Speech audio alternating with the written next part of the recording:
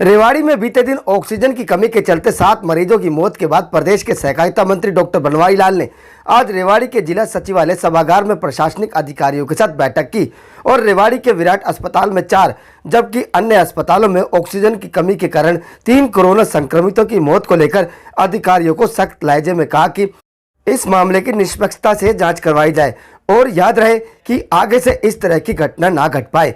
पत्रकारों से बातचीत में डॉक्टर बनवारी लाल ने कहा कि कोरोना के बढ़ते संक्रमण को लेकर शासन और प्रशासन बेहद गंभीर है। वहीं ऐसे में चिकित्सकों को भी चाहिए कि वह भी मरीजों में विश्वास पैदा करे। विराट अस्पताल में हुई 4 मरीजों की मौत को लेकर उन्होंने दुख व्यक्त करते हुए कहा कि रेवाड़ी में ऑक्सीजन की कमी नहीं रहने दी जाएगी और ऑक्सीजन की जो मात्रा घटाई गई थी उसे भी बढ़ाने पर तेजी से काम किया जा रहा है। वहीं बाजारों में मेडिसिन व अन्य वस्तुओं की कालाबाजारी को लेकर पूछे गए सवाल के जवाब में डॉक्टर बनवारी लाल ने कहा, कालाबाजारी करने वालों के खिलाफ सख्ती से निपटा जाएगा और ऐसे लोगों के खिलाफ भी कार्रवाई अमल में लाई जाएगी। की बैठक थी, क्या कुछ मुद्दों को लेकर ये बैठक थी, क्या कुछ निर्णय लिए गए? आज की जो ये बैठक थी ये कोविड-19 की जो सेकंड वेव चल रही है और जो कि काफ़ी मतलब फास्ट स्प्रेड हो रही है और घातक भी है, फैटल भी है। तो इस सिचुएशन को देखते हुए अपना सिविल सर्जन और डिप्टी कमिश्नर दोनों को बिठा के और अधिकारी जो इस काम में लगे उन सभी को बिठा के इस बात पर चर्चा की गई है। और जिस तरह की सिचुएशन कल हुई है उसके लिए भी मैंने जो लोग कोविड-19 की वजह से अपनी जान गंवा चुके हैं उनको भी उनका भी मैंने दुख प्रकट किया है। और मैंने ये भी कहा है अधिकारियों से कि इस तरह की सिचुएशन आगे ना आए, इसके लिए हम लोगों को मिलकर काम करना चाहिए। और उसके अंदर पूरा जो सिविल सर्जन से हमने फीडबैक लिया कि क्या आप लोगों की हम मदद कर सकते हैं, क्या आप लोगों को इसकी ज़रूरत है इस सिचुएशन को मीट आउट करने के लिए।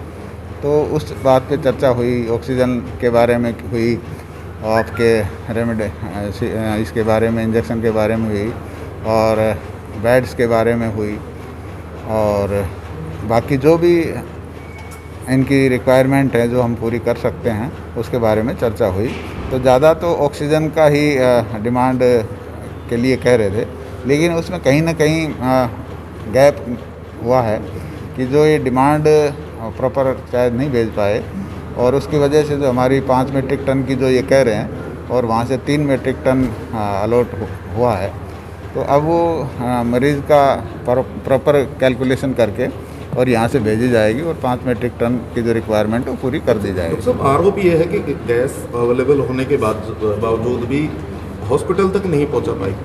हाँ, यही हमने कहा कि जो मिस कम्युनिकेशन वाला जो है, जो गैप है आपस में, इसके बारे में अभी इंक्वायरी भी चल रही है। डीसी साहब उसकी इंक्वायरी कर रहे हैं और जो भी आदमी इसके अंदर दोषी पाएगा उसके खिलाफ सख्त कार्रवाई की जाएगी। किया जा रहा है कि 5 मीट्रिक टन दोबारा से अवेलेबल हो पाए? बिल्कुल बिल्कुल बिल्कुल, जो जितनी डिमांड रेवाड़ी की होगी उसको पूरा किया जाएगा। तो लगातार जो है, जो कालाबाजारी की जो बात है, लगातार अगर यहाँ की हॉस्पिटल की बात करें तो हॉस्पिटल से लेकर जो दवाइयों तक में भी कालाबाजारी है, लोगों की एक तरीके से जेब पर डाका डाला जा रहा है। क्या कुछ इसके लिए रोकथाम होगी?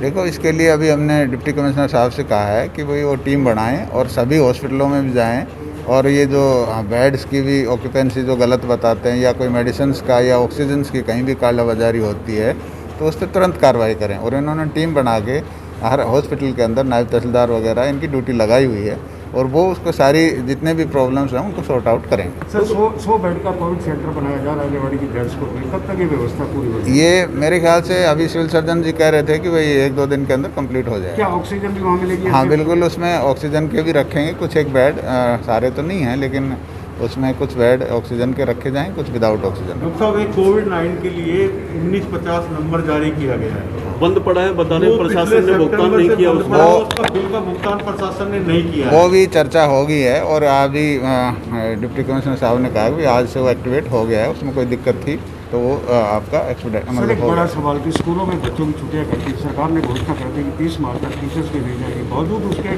पूरा स्टाफ ऑनलाइन काम कर रहा है, स्कूलों में जाता है।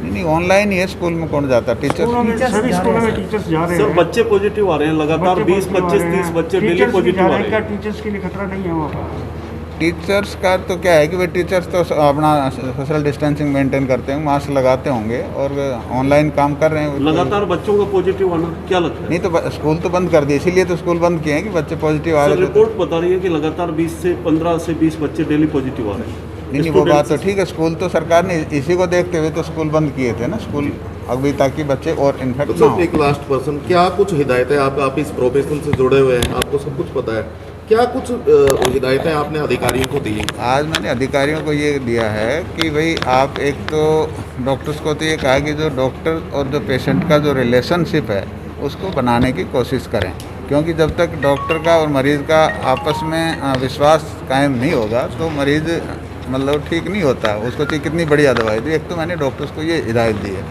दूसरा ये प्रशासन को ये कहा है कि भाई कहीं भी इस तरह की कालाबाजारी जैसे ऑक्सीजन की हो रही है या किसी मेडिसिन की हो रही है तो उसको चेकआउट करें, और उसके लिए डिप्टी कमिश्नर साहब ने टीम बना के हर एक हॉस्पिटल में लगा रखी है, तो उस पर हम चेक रखेंगे। उसके बावजूद भी अगर कोई गलती करता है तो उसके खिलाफ सख्त कार्रवाई करेंगे। ठीक है डॉक्टर साहब।